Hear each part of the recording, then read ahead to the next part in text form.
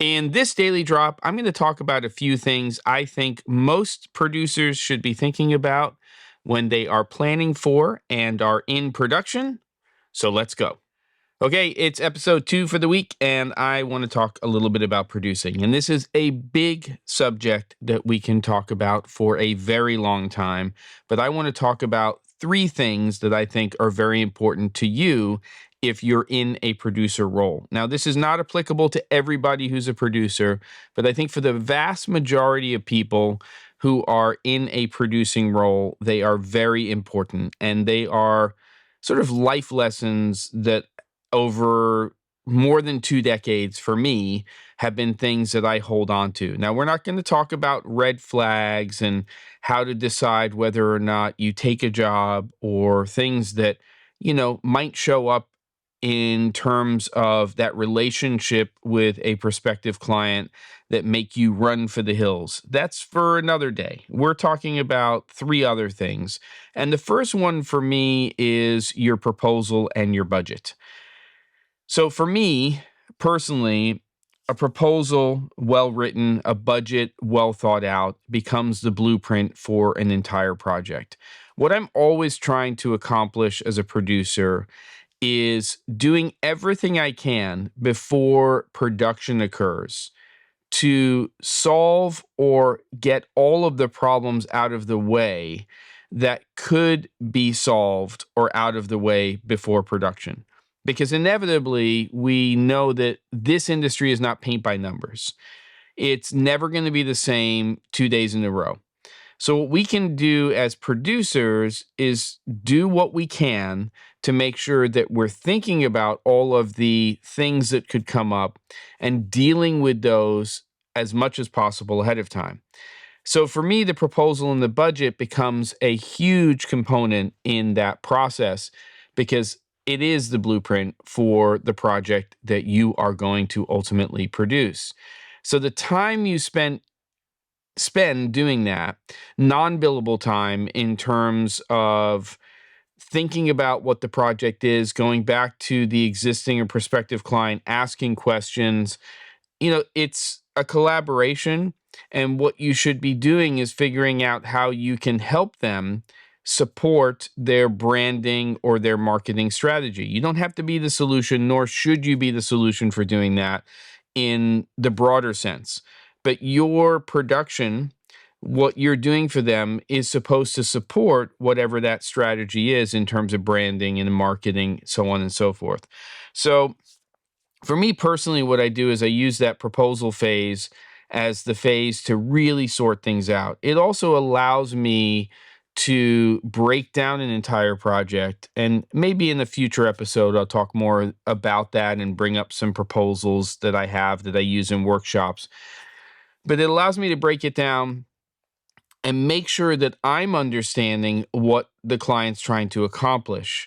And then the numbers, making sure that your numbers in that budget are realistic numbers, that you're not forgetting things, that you're feeding your crew properly, that you're thinking about all of the logistics that have to do with a production. If you're pulling permits or you're hiring things outside of the norm, maybe you're going and getting a special location, those all have to be worked out ahead of time.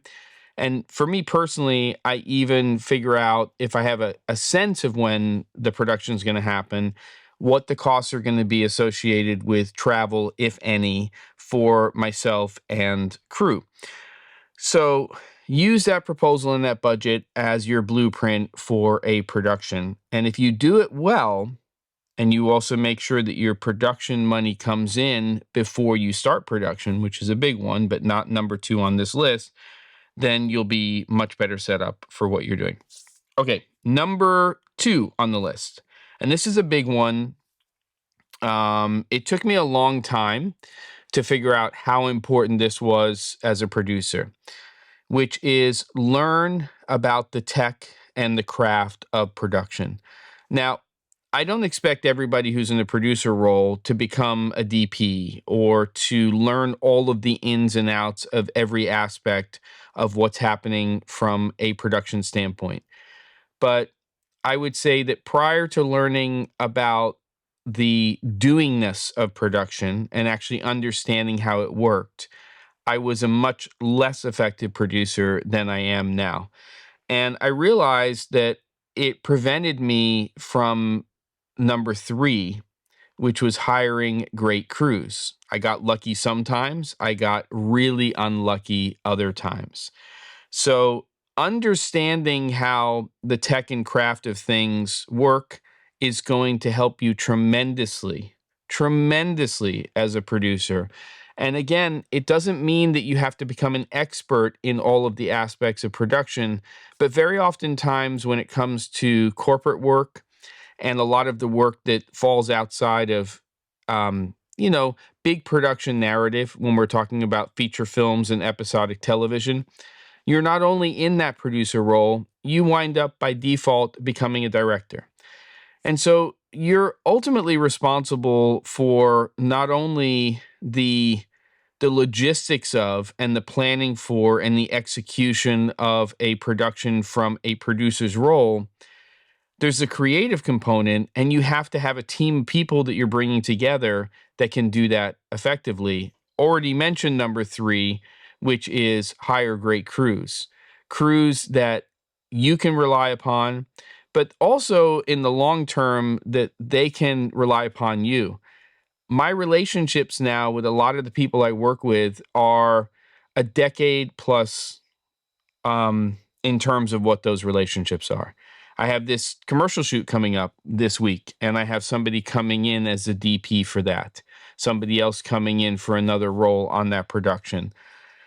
And those people who excel and are so much better than you are in those particular areas are going to, if they're easy to work with and collaborative, they're going to just lift the quality of the production and what it is that you're doing. So those are the three things today. It's a well put together, well thought out proposal and budget. It's actually learning some of the tech and craft. And there's tons of information out there. Those resources are there now on YouTube and in other places. And thirdly, just putting together great crews that hopefully over time will become people that you work with over and over and over again, because there's a shorthand that starts to happen. And you just get down to business and you get the job done, which is fantastic. So hopefully that's something that's helpful. I'm happy to get into that subject more. I would say that a big part of what I do is produce, but I am also a DP and a director. But producing is really where I started and realized how much I needed to learn, how little I actually knew.